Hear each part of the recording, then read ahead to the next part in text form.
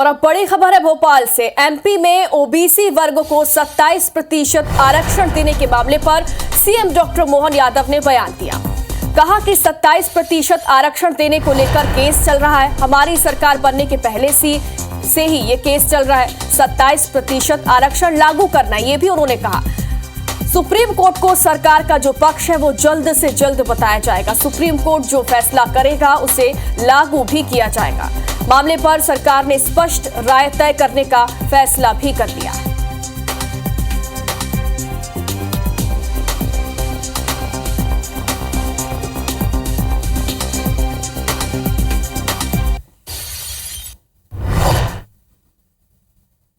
OBC वर्ग का जो आरक्षण 27% है उसको लेकर के हमारी सबकी भावना स्पष्ट है। मैं मान के चलता हूँ कि जल्दी इसमें निराकरण होगा। माननीय न्यायालय सुप्रीम कोर्ट से भी हमने निर्णय लिया है कि वो उनके आगे सरकार अपना मंतव्य बताए और जितनी जल्दी माननीय न्यायालय फैसला करेगा हम उस निर्णय को लागू करने की व्यवस्था करेंगे।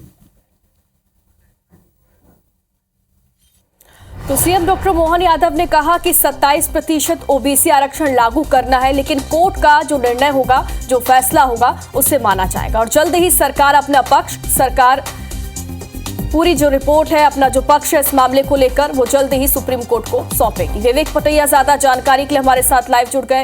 विवेक, एक तरफ आज जो सुप्रीम कोर्ट में ओबीसी आरक्षण मामले पर सुनवाई होने वाली है, करीब 75 याचिकाएं दायर की गई हैं, इन पर आज सुनवाई होगी, तो वहीं सीएम डॉक्टर मोहन यादव ने यह भी कह दिया है कि 27% आरक्षण लागू करना है और जल्द ही सरकार अपना पक्ष भी इस मामले में रखेगी।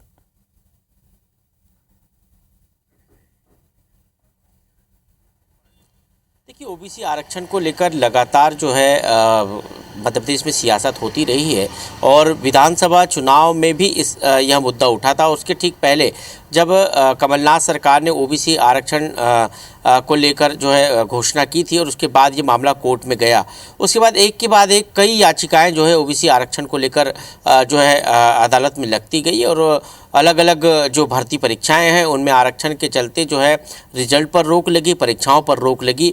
ऐसे में अब जो है कई जो याचिकाओं पर सुनवाई की घड़ी है और कई याचिकाओं पर सुनवाई हो गई है। ऐसे में अब सरकार का मानना है कि सभी याचिकाओं को पर एक साथ सुनवाई हो, एक साथ इस पर फैसला हो और इसलिए सरकार अब सुप्रीम कोर्ट में मजबूती से इसका पक्ष रखेगी। सरकार की जो मंशा है ओबीसी वर्ग को 27% आरक्षण देना, इस मंशा से कोर्ट को अवगत कराया जाएगा, सुप्रीम कोर्ट को अवगत कराया जाएगा और सरकार का मानना है कि जल्द से जल्द इस पर फैसला हो ताकि ओबीसी को 27% आरक्षण दिया जाए और भर्ती परीक्षाओं से लेकर तमाम जो अन्य जो परीक्षाएं हैं उनमें भी ओबीसी को 27% आरक्षण का लाभ हो।